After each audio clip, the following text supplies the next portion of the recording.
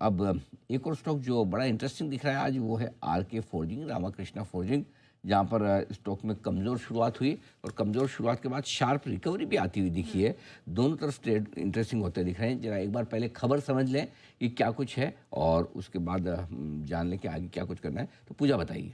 बिल्कुल, खबर ये है कि आरके फोर्जिंग ने 6 अप्रैल को एक इन्वेंट्री की फिजिकल वेरिफिकेशन की शुरुआत की थी और उसमें वहां पर कुछ डिफरेंसेस पाए गए, कुछ डाइवर्जेंस यहां पर पाए गए हैं और इसके लिए कंपनी ने 26 अप्रैल को एक इंडिपेंडेंट एक्सटर्नल एजेंसीज को भी नियुक्त किया, जिसमें कि जांच के बाद में कुछ गड़बड़ी यहां पर पाई गई है।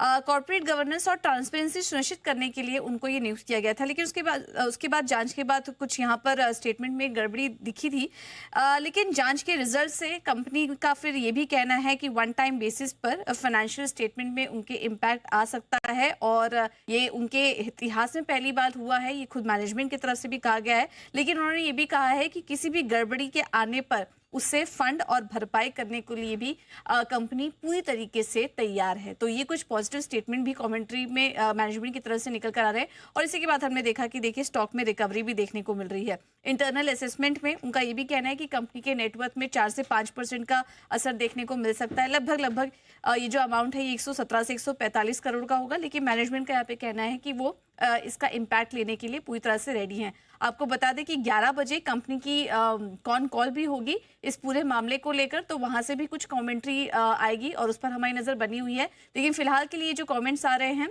उसकी वजह से हम देख रहे हैं कि स्टॉक में एक रिकवरी है। तो ये है आपके लिए एक्शन के एक्सटर्नल एक इंडिपेंडेंट एजेंसी को जांच के लिए नियुक्त किया है, लेकिन साथ ही प्रोमोटर्स ने कहा कि अगर किसी भी तरह का कोई नुकसान आया तो उसकी भरपाई प्रोमोटर करेंगे, कंपनी पर नहीं आएगी। ये है आरके फोर्जिंग। आता हूँ आपके लिए। आरके फोर्जिंग मेरे ख्याल से जैन साहब के रडार पे भी रहा है, कवरेज में भी रहा है। जैन साहब क्या राय देंगे इस पर? अनिल जी एक बार क्वेश्चन रिपीट करना पड़ेगा। आरके फोर्जिंग ट्रैक करते हैं सर आप? आरके फोर्जिंग आप ट्रैक करते हैं? हाँ हाँ बिल्कुल, आरके फोर्जिंग्स दिया हुआ भी है अनिल जी, मैंने रेकमेंड किया हुआ है और बिल्कुल इनफैक्ट कोलकाता बेस्ड कंपनी है और इनफैक्ट फोर्जिंग्स वाली कंपनियां बढ़िया ही लगती थी, रामाकृष्णा फोर्जिंग, और आज टूटा हुआ है नेगेटिव न्यूज़ के लिए।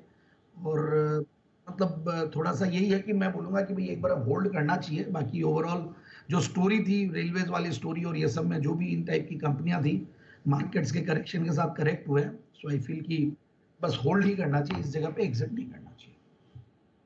ओके, तो ये है आपके लिए राय आरके फोर्जिंग। फिलहाल आइए बढ़ते हैं आगे।